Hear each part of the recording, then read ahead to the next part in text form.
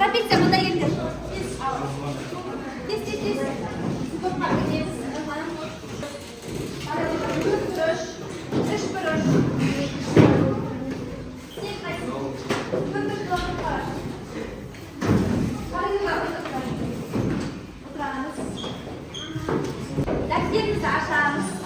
Құшағын жазамыз.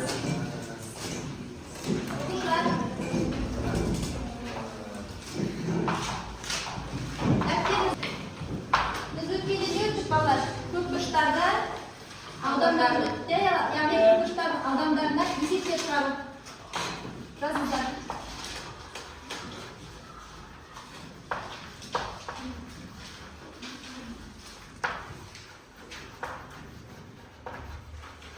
Аудандарды деп қойыңыздар. Осы аудандардың барлық формуласын пайдаланып есептер шығарамыз.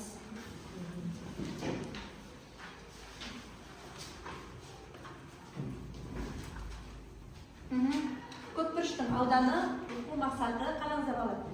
Сәлеметсіздер ме оқушылар? Бүгінгі сабағымыздың тақырыбы көпбұрыштың ауданы.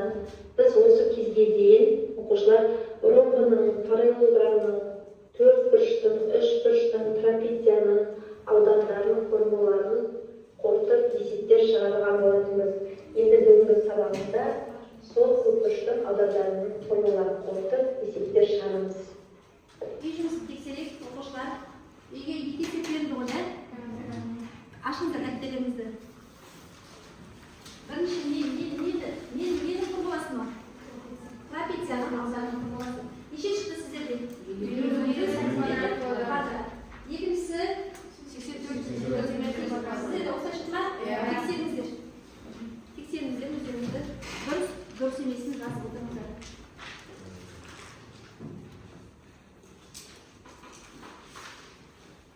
Топқа бөлдік. Енді балалар өткен тақырыпты қайталау үшін тақтаға қараймыз.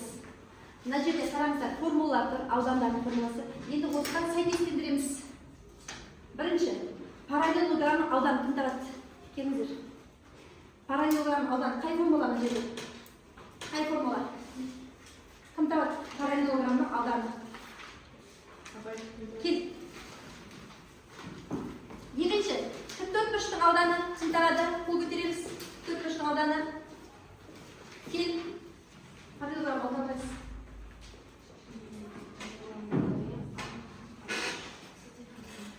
Екі формуласы бар ғой, иә? Параллелограммның қандай? Қандай?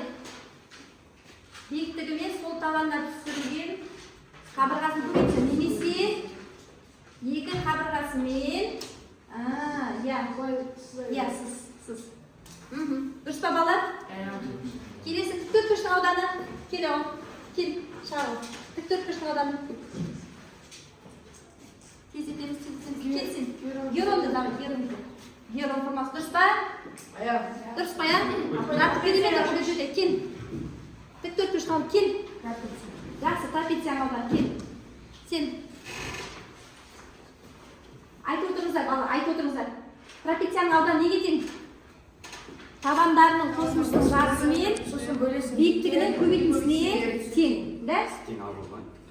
Төртбұрыштың ауданы қалай еді? Төртбұрыштың ауданы. Бұл оңай ғой? Неменені көбейтіндісі? А мен не? Ұзындығымен енінің көбейтіндісіне тең болады. Келесі ромбының ауданы. Ромбының ауданы кім келеді? Келе ғой. Кел. Ромбының ауданының формуласын айт формуласын. А квадрат синус альфа. Солай ма? Ромбының ауданы мына жер қайсысы? Не? Айт. Не сәт етсің? Дабыр деген не? Диагоналдарының көбейтіндісінің жартысына тең болады. Ереже. Сосын не қалды? Төртбұрыштың ауданы. Ол не?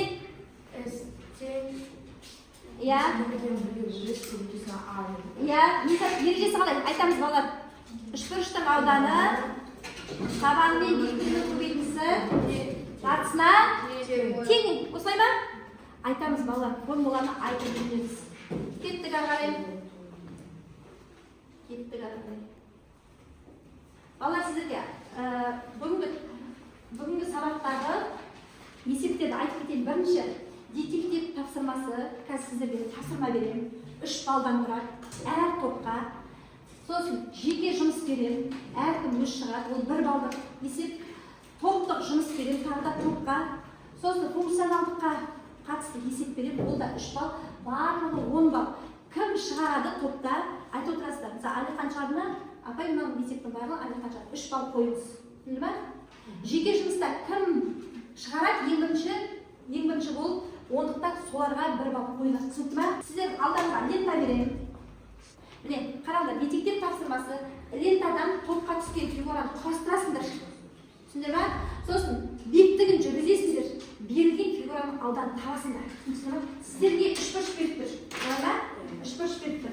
3 бұрышты саласың. 3 бұрышты саласың. Биіктігін жүргізесің. Жүргіз. Сіздерге не берілді? Параллелограмм ба? Параллелограмм саласыңдар. Сосын биіктігін түсіресіңдер. Параллелограмм салың. Биіктігін түсірің ба? Биіктік. Сіздерге не берілді? Трапеция саласыңдар. Биіктікті түсіресіңдер. Салың осы жерге. Столдың үстіне, партаның үстіне салыңдар бала. Сіздерге не берілді?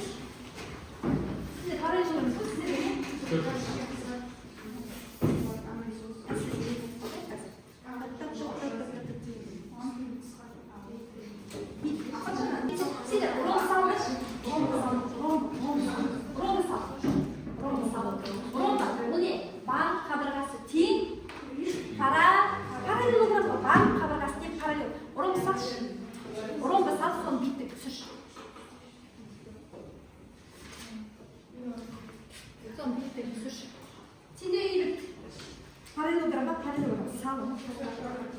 Жасыл үстіне жасыл болып кетті. Қой ғой. Арғай, созай бер. Кішкене қисайтасың ба? Сендерге не берді? Трапеция салып. Биіктігін түсіріңдер ме? Ромб салып. Параллелограмм салып. Давай салып. Болдыңдар ма балар? Фигураны құрастырыңдар ма сіздер? 3 бұрышты биіктігін түсіріңдер ме? Түсіріңдер. Биіктік неше градус болып түседі? 90 градус болып түседі, солай ма? Қаяққа түседі? Қаяққа түседі? Табанына түседі. Табанына солай ма? Биіктікті жүргізіңдер. Берілген фигураны енді бүйтесіңдер балалар. Енді дәптерлерді ашыңдар да, манағы ұзындықтарын өлшеп, биіктігін өлшеп, аудан табасыңдар. Ал сол сызып қойған трапецияның ауданы табасың. Сол сызып өлшеңіз ішпек, өлшеңіз. Ішпек өлшеңіз. Мынау неше болды? Өлшеді ме? 60. Биіктігі неше? Сендер не істейсіңдер? 3 бұрышқа аудан табыш не істейсіңдер? Сіздерге не керек? Биіктіктің ұзындығы керек, сосын табанның ұзындығы керек. Соны өлшеп, екеуі не істейсіңдер? Көбектер көресіңдер ғой. Қалай жазыңдар? Сендер параллелограмм ба? Биіктігімен сосын ерінген сол түсіп тұрған табанның нешесі түсіп тұрған мынаның ұзындығын өлшеп, мынаның ұзындығын өлшеп. Сыршпен өлшеп. Қайсы сендерді қайсы? Ромбының ауданын табу үшін не істейміз? Диагоналын жүргізші. Екі диагоналын жүргізші. Мынау бір диагоналы. Анаумен екінші диагоналын жүргізші. Жүргіз. Ал ромбының ауданын табу үшін не істейміз? Ромбының ауданын табу үшін не істейміз? Не істейміз? Қандай формулар? Диагоналдары көбейтіп, бөлеміз. Давай диагоналдарын өлшеп. Диагоналдарын өлшеп. Өлшеңдер ма? Өлшейік. Дұрыс, өлшейік. Өлшеңдер ма сіздер?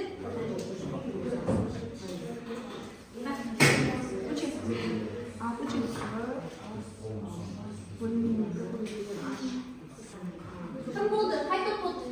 Сіздер болдар ма?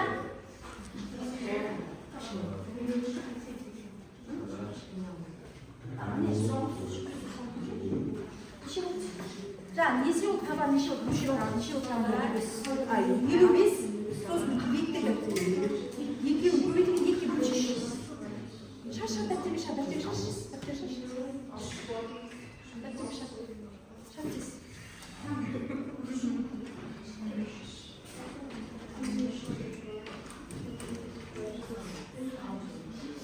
қай топ болды неше өлшеңдер ме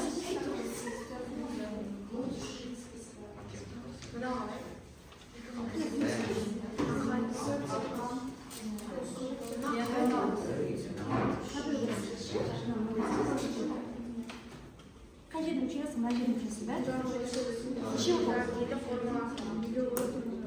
қай жақ мына жақ сосын мына биіктігін неше 30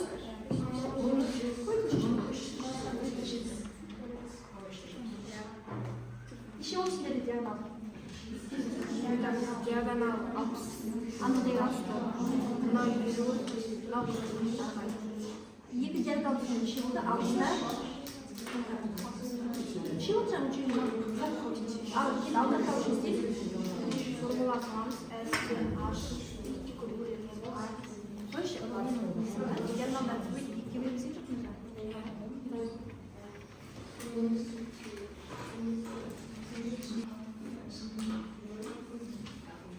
шықты ма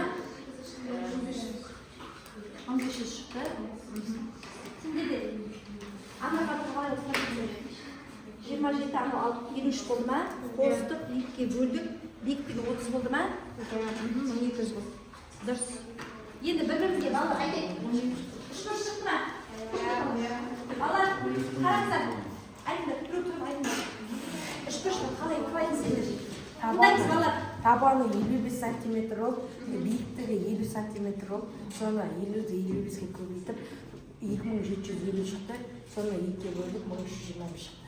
сонда жаңағы тапсырған үшбірштің ауданы неше болды 1375 сантиметр квадрат балалар трапеция сызылды мына жақта айта ғой біреу айта ғой тыңдаймыз Бірінші табаны 27 сантиметр болып, екінші табаны 53 сантиметр. Биіктігі 30. 53 пен 27-ні қосып 86, 82-ге бөлген кезде 40-ті 30-ға бөлгенде 1200 сантиметр квадрат шықты. молодец жақсы келесі сендерде айта ғой параллелограмм ауданы не істедіңдер Ұзындығы 50 сантиметр. ұзындығы ма табаны де Ой, табаны. Биіктігі 30 сантиметр. 20 мен 30-ды көбейтгенде 15 сантиметр квадратта сіздерде ромбы әр қабырғасы 40 сантиметр. биіктігіміз диагоналдарды Диагоналдары 40 сантиметр және 60 сантиметр. сосын ауданның формуласын алайық S және A бөлінген H. Биіктігі солай ма ромбының ауданы ромбының ауданы не иә диагоналдарды көбейтіп екіге бөлдік сонда неше көбейтіңдер неше көбейтіңдер 60 пен 40-ты көбейтіп 2-ге иә дұрыстап түсініңдер мына диагонал 40 болды мына диагонал 60 болды түсіндіңдер ма 40-қа 60-ды көбейтіп екіге не істейміз бөлеміз сонда 1200 сантиметр квадрат содан шықты ма отырыңыздар сонда ал топта бақылайық кім бірінші топта үшбіршінің тобында кім шығады есепті барлығы бірге шығады ма кім бәрі 3 балл ма қой сен шығарып отырсың рамазанға 3 балл береміз ба сосын ал айтыңдар кім рамазанға Жоқ, Жания қой. жая Сосын Айбол. айболға да 3 балл береміз ба Сосын сосын Рамазан. рамазанға 3 балл сосын Рәдімжу. сосын Тоқбайға жаттық. сосын жанияға 3 балл дедіңдер ғой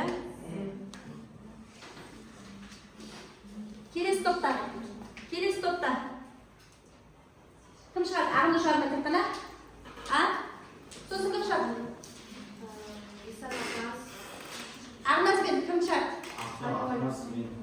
Ақнұрға 3 балл береміз. Сосын Ақназға 3 балл береміз. Сосын кімге береміз? Алиханға 3 балл береміз. Бізде Общий істедік. Сен ғой жасаған. Болат Иназға 3 балл. Сосын Ерболат Заринаға 3 балл. Сіздерден кім шат? Трапециядан. Әмірбек қызы жалғайсын. Мырзабай Мейірім. Мырзабай Мейірімге 3 балл қоямыз. Сосын Рашид қызы Айым. Рашид қызы Айым. Ал көмектесіп отырғандарға 1 балл бермейміз ба? Апай барлығы шарды бізде. Барлығы шарды. Жақсы. Кеттік ары қарай. Ал өздері кім шығарғандарын біліп отырсыңдар ма? Жеке тапсырма. 3 тапсырма берілді. Бірінші тапсырма. Міне тұр алдымызда екінші тапсырма, үшінші тапсырма. Әр тапсырмаға 1 балдан кім шарты келді? Жеке өздерін шығарып, сосын тақта ашамыз бір-біріне. Келіңдер. Ал шығарып өздерін. Бірінші, қабырғасы 1 сантиметрге тең, дұрыс 6 бұрыштың ауданы табыңдар. Қабырғасы 1 сантиметрге тең, 6 бұрыштың ауданы. 6 бұрыш дегеніміз не балалар? Барлық қабырғасы тең. Барлық қабырғасы тең не?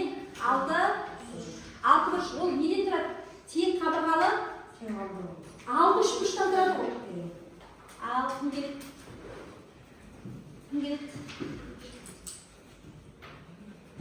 Не істейміз? Сосын дөңес төртбұрыштың диагоналдары берілген, арасындағы бұрыш берілген, осы төртбұрыштың ауданы табылды. Төртбұрыштың диагоналдары өзара перпендикуляр, 4-ке 5-ке тең. Өзара перпендикуляр болса не болады? Осы төртбұрыштың ауданы табылды. Перпендикуляр болса, диагоналдар перпендикуляр болса не болады? Ақшаны шықты. Шармы көрейін.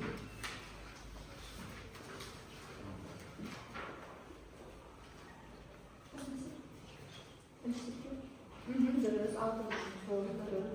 Не істейміз? Алдан жоқшы.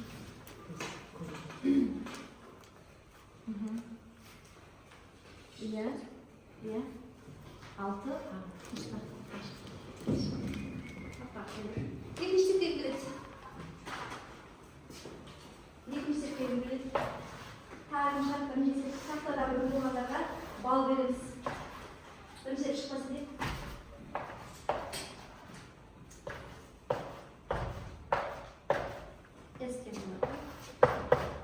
Формуласы жас 6А.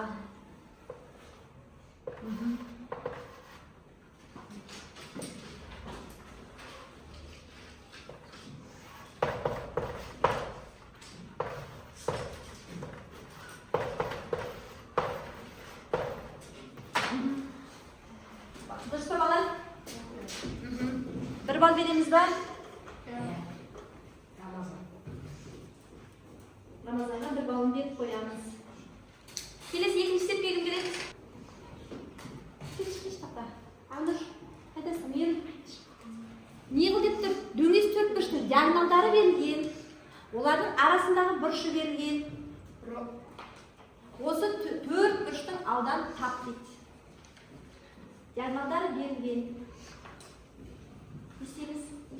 Арасында бұрыш 30-ға тең. Диагоналдары перпендикуляр болып тұрған жоқ қой бір-біріне. Қалай болады?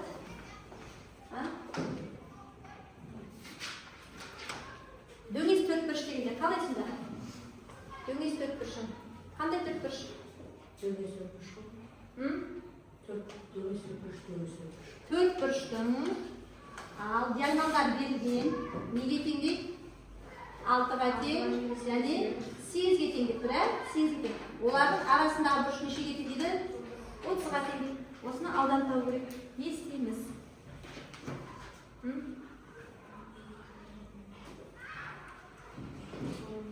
Не істейміз?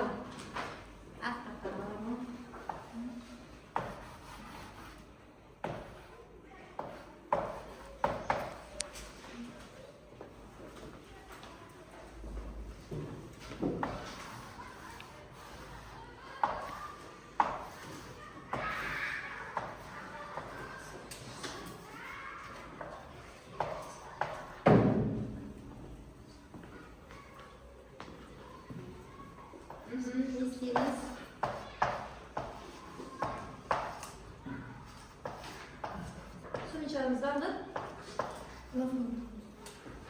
Диагоналдары бар. Аныр.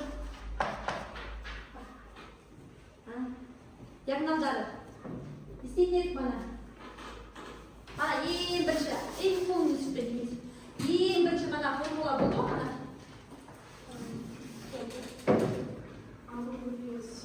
С-тен болады.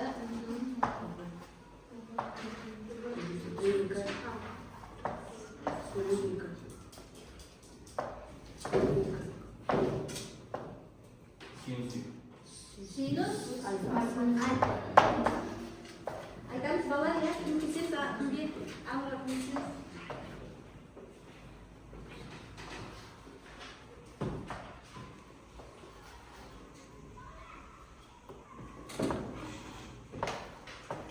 Сен соты ғасын нешеге дейін бала?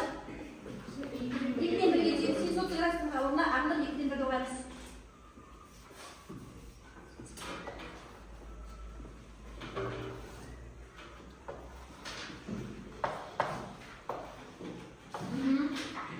Сен 30 градустың орнына ағылып 2-ден 1-ге қоямыз ғой? 30 градус кетір, 2-ден 1-ге жаз.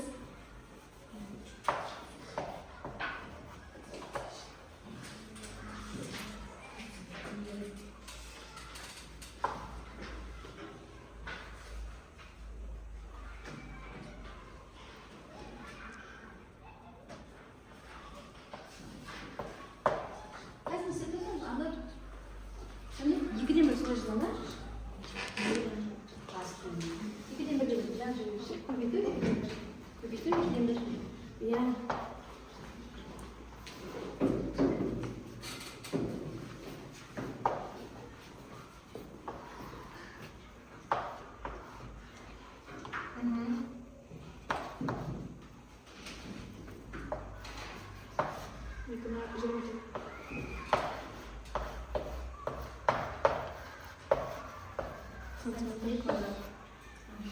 Сантиметр айтылмаған ғой балада. Сантиметр айтылмаса сантиметр квадрат деп жасаймыз. 12 тиын. Дұрыс па? Кеттік, үшінші есеппен келеді. Тіктөртбұрыштың диагоналдары өзара перпендикуляр. Өзара перпендикуляр дейді. 5 және 4 сантиметрге тең. Осы төртбұрыштың ауданын тап. Кім келеді? Үшінші тоқтар кім келеді? Трапециядан шаншайсың бі келді? Өздері шандар көрейік. Өздері шандар. Ағылырға сонымен бал береміз ба? Көптеп көмектеп бір балды береге ағылырға. Кеттік әрғарай. Өздері шандарсың. Ең бірінші шандар. Үші қыстағы жазасың. Тез.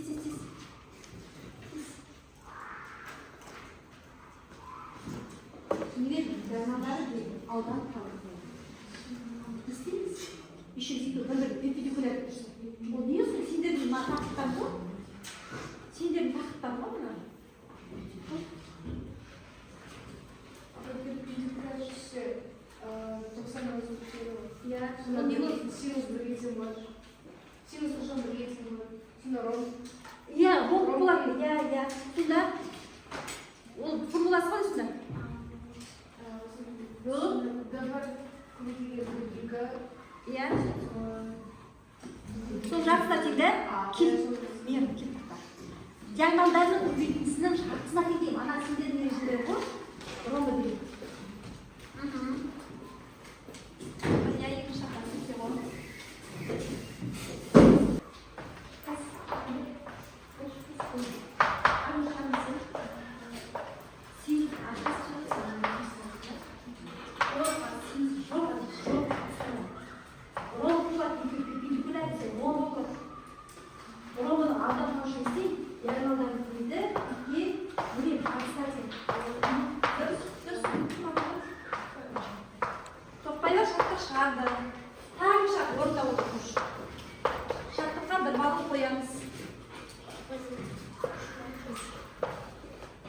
Дұрыс, 10 сантиметр квадрат дер. 10 сантиметр квадрат. Әспіп басын жүйдік бен. Отқа бала жасалан қақыдан.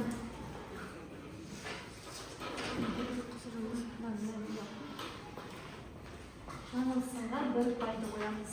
Кеттік. Әрі қарай шарттарды. Болып қой жүр тақтадан. Кеттік, келесі есеп.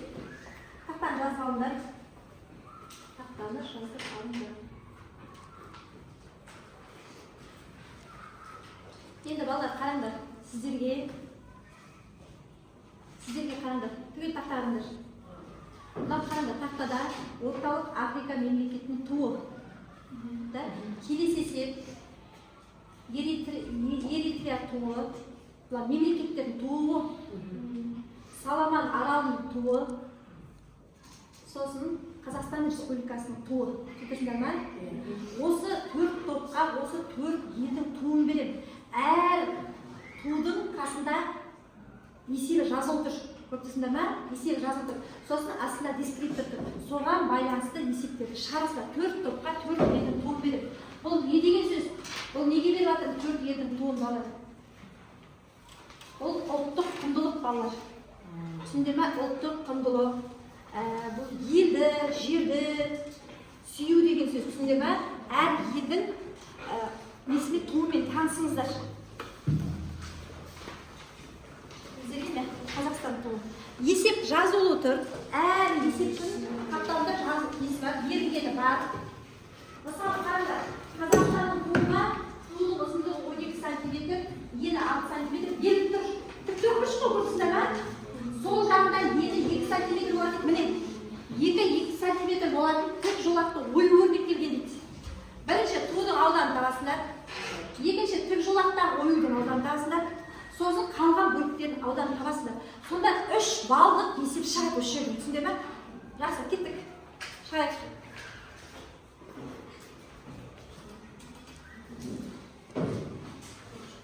Міне есептердің барлық ұзындығы, барлық беріліп тұр. Шығарасыз. 5 минут уақыт беремін. Мына аудан тапсырды. Аудан не дейді? Қараш көрші, мұна. Қараш көрші. Соны аудан тапсырды. Оның ауданын тапсырды істейді. Мына жерге дейінгі несі бар. Сонда мына жер алып кетеді. Мына жер тұрып кетеді деп тұр ғой. Сонда мына несі не кетеді? Бектен кетеді. Соны аудан табанып істейміз. Табаны алдыға тұр. Дұрыс айтасың. Жас.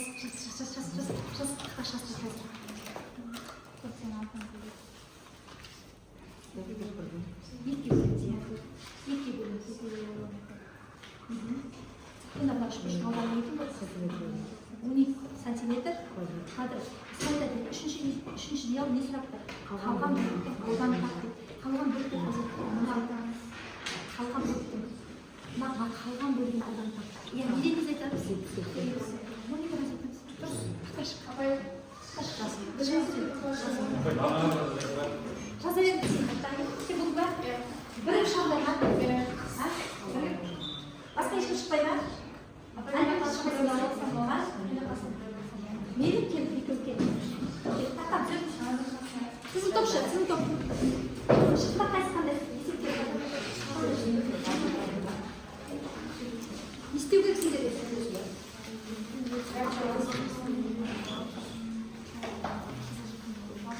Тудың ұзындығы 8 см, ені 6 см.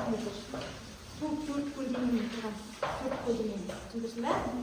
Сосын ортасында ені 2 см. Тудың қолын алдым. Сіз.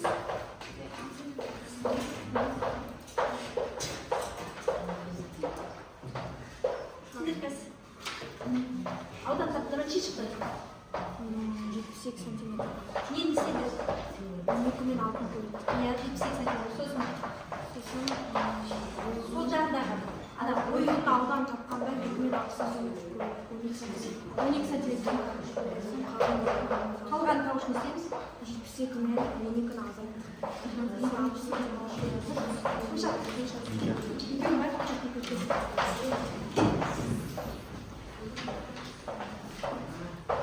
Қазақстанға сендерді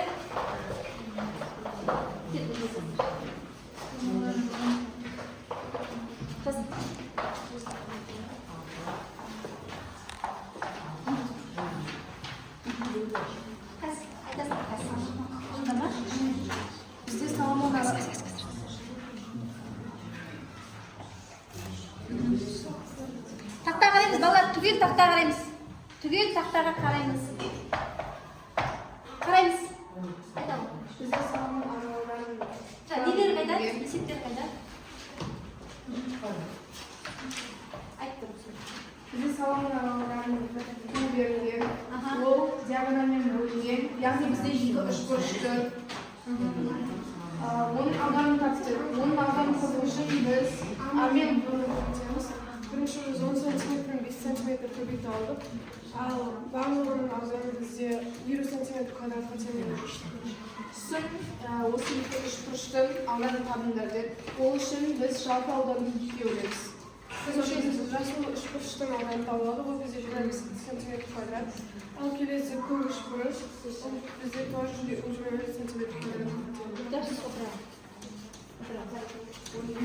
Келесі. Бұндағы ұстап тұрмын. Орталық Африка мемлекеті болады. Бізге ең біріншісі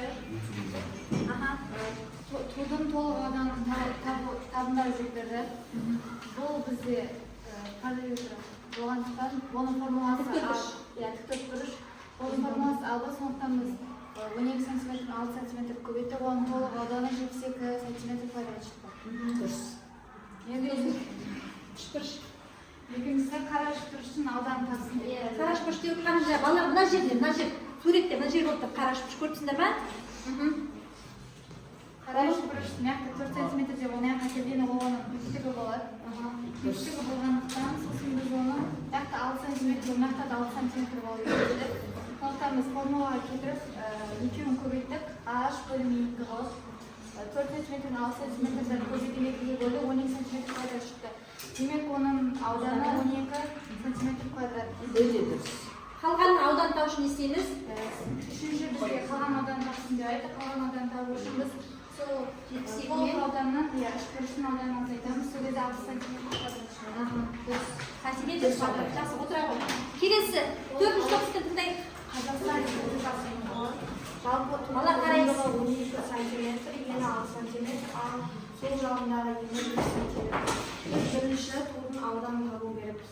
Біз тудың ауданын табу үшін 12 мен 6-ны көбейтіп 8 сантиметр шығардық. Екінші, біз тік жолақтағы ойының ауданын табу үшін біз бірінші Тыңдайсыз балалар. енімен екінші ені көбейтіп 12 сантиметр, яғни ойының Ойын мына жерде 2 сантиметр ойын. 2 Қалған сантиметр. бөлімдердің ауданын табу үшін біз мана бірінші тудың ауданының мәні мен тік жолаққа оюдың мәнін азайтып 60 сантиметр шығардық. 60 сантиметр не? Квадрат. Жазамыз бұл, жазаламыз. Тез. Жазаламыз. Келесі топты тыңдайық әкелдерім. Келесі топты тыңдайық тез.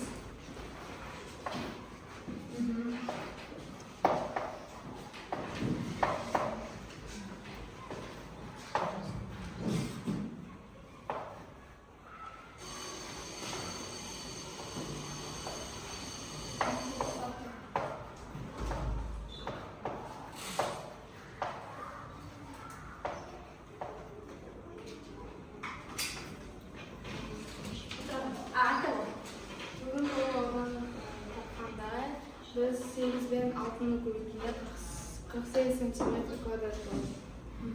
Қызыл тік жолақтың ауданын тапқанда біз 4 бен 8-ді көбейткенде 24 сантиметр квадрат болады. Қалған бағыттың ауданын тапқанда 48 бен 24-ді бөлгенде азайтқанда 24 сантиметр квадрат. Жақсы, отырамын. Келесі есеп балалар. Кім топта не істеді? Кімге баға қоямыз? Бірінші топта. Кімге баға қоямыз? Айтамын. Бәріне? Солай ма? Кімге? Айтамын. Кел, мына жерге. Топтан бағалар кел. Сендердің топтан бағалар кім шығарған? Сендердің кел. Әлбек топтан бағалар. Енді балалар қараңдар. Қалғандарымыз қарап. Соңғы есеп функционал сауаттылық топпен шығарамыз тез етіп. Тез етіп шығарамыз. Орныңызда отырып шығарамыз.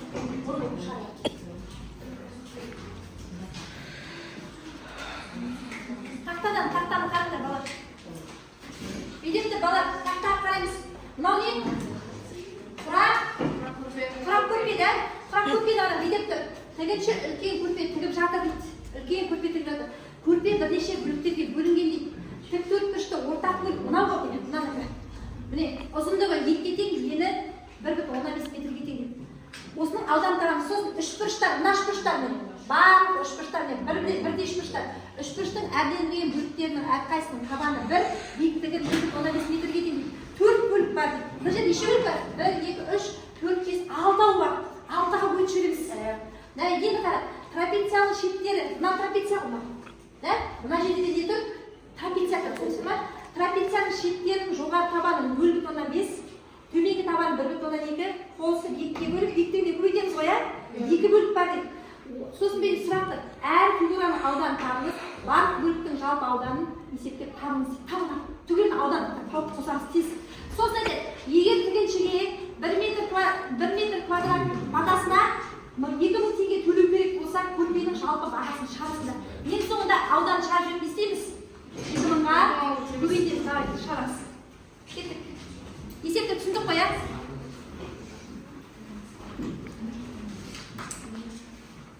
тездетеміз 2 минут уақыт беремін болды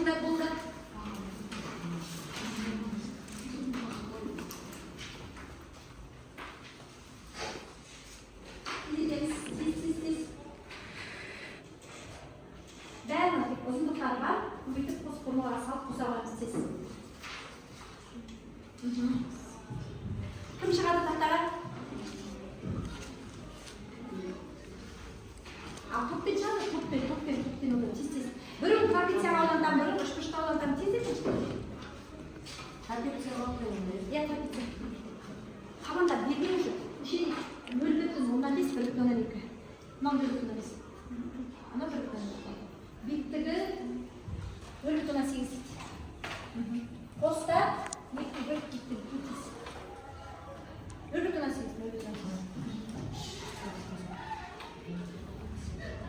кеттік ағайын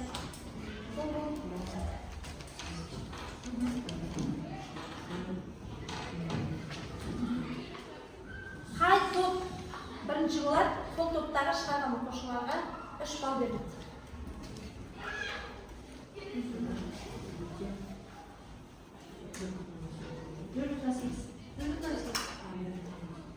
неше шықты ма деген 1,17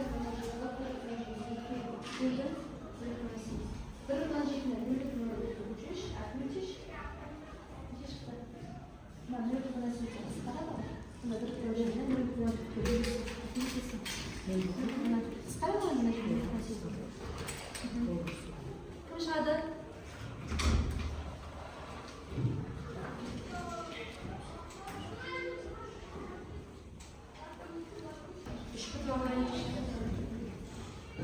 Трапеция ауданы бар. Оны 2-ге көбейтесің ғой, 2 трапеция бар ғой, енді келесі үшбұрышты аудан табы.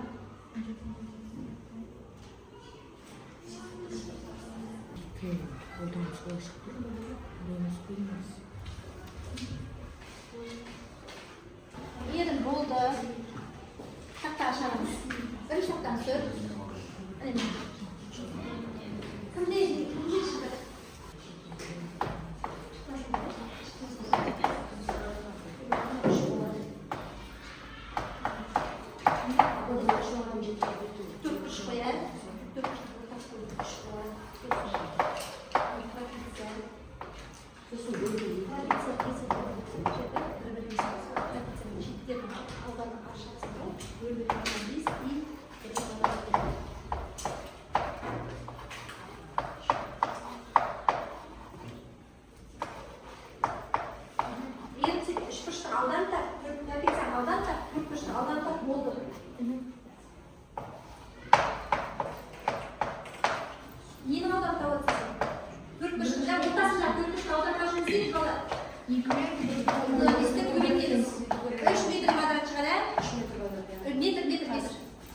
Метр квадрат.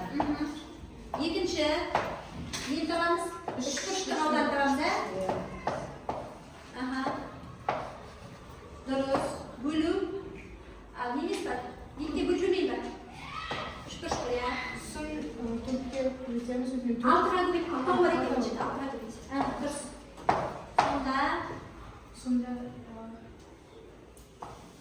бірге 0,5 көбейтеміз. Ол 3 деп қояйық. 3 метр алады. Сразу запомнишь. Еще отсюда. 1,5 ба? 1,5 метр квадрат. Ең проекция алындар. Үшінші.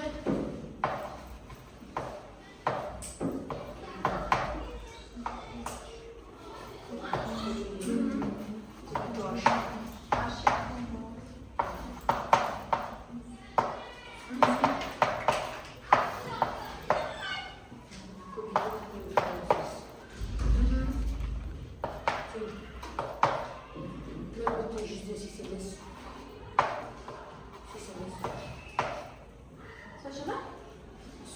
Ана 1,7.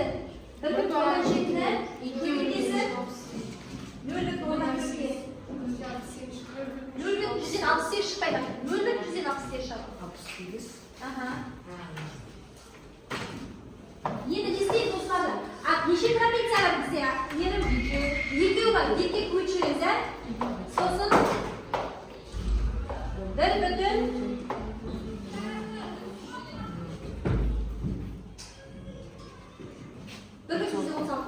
Енді дарын аудандаушы істейміз. Қосамыз, қосып. Сонда кім шығарды есепті? Мейірім шығарды деп есепті? Қосу 1,136.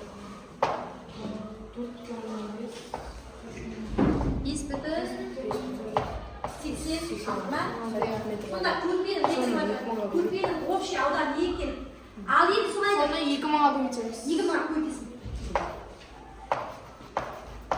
Сонда ақшасы шығады ғой, мына көрпені тігуге. Көйтесің. 2 күнді тұрайламыз, 2 күнді қысқартып қалады. 11,126. Ма? Теңге.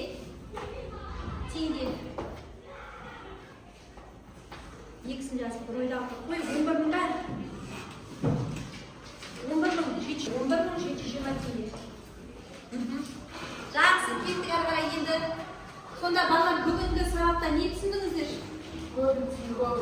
Не түсіндіңіздер? Формуларды, сосын трапецияны, үшбұрыштың нелерін? Аудандарын. Енді қазір балалардың бойынша жалпы ұпайларымыз қойып, қазір кейінгі қоямыз.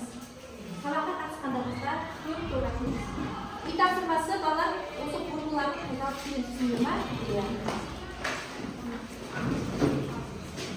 Жаңылсын 7 ұпай, Ағнат 3 ұпай, Бекназ 3 ұпай, Карина 3 ұпай, Санжар 7 ұпай, Бекарыс 6 ұпай, 7 ұпай, 9 ұпай, 7 ұпай, Кәусар 3 ұпай алсын, Оразалы 6 ұпай, Санжар 7 ұпай, Айым 6, Інжу 7, Дания 7, Алихан 7, Ағнат 7.